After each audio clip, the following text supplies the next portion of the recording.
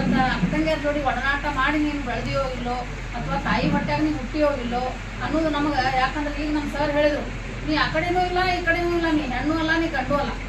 ಆ ಕಡೆ ವಿಭಕ್ತಿ ಧರಿಸಿ ಬಸವಣ್ಣವ್ರಿಗೆ ಅಪಮಾನ ಮಾಡಾತಿ, ಈ ಕಡೆ ಕುಂಕುಮ ಧರಿಸಿ ಹಿಂದೂ ಧರ್ಮವನ್ನು ಅಪಮಾನ ಮಾಡಾತಿ. ಎರಡೂ ಮುಖವಾಡ ಹಾಕೊಂಡು ನೀ ಸಮಾಜಕ್ಕೆ ಏನು ಸಂದೇಶ ಕೊಡಾತಿ ನಮ್ಮ ಮತದಾರರು.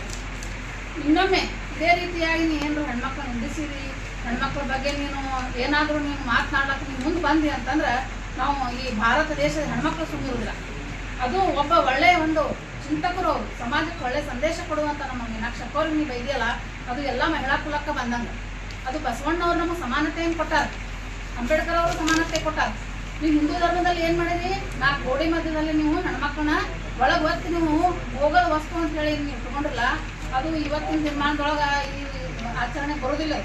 ಯಾಕಂದ್ರೆ ಬಹಳ ಮುಂದುವರಿತದೆ, ಜಾಗತಿಕ ಒಂದು ಮಟ್ಟದಲ್ಲೇ ಇವತ್ತು ಮಹಿಳೆ ಮುಂದುವರೆದ.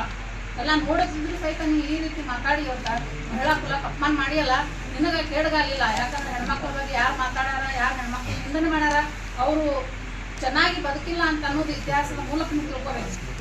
ಅದಕ್ಕಾಗಿ ಇನ್ನೊಮ್ಮೆ ಎಚ್ಚರಿಕೆ ಕೊಡ್ತೇವೆ, ನೀವು ಇದೇ ರೀತಿ ಹೆಣ್ಮಕ್ಳ ಬಗ್ಗೆ ಮಾತಾಡಿದಂದ್ರೆ ನಿನ್ನ ಅಟ್ಟಾಡಿಸ್ಕೊಂಡು ಬಡದು ಗಡಿಪಾರು ಮಾಡಿದ್ರು ನಾವು ಹೆಣ್ಮಕ್ಳು ಹಿಂದೆ ಅಂತೇಳಿ ನಿನಗೊಂದು ಎಚ್ಚರಿಕೆ ಗಂಟೆ ಕೊಡ್ತೇವೆ.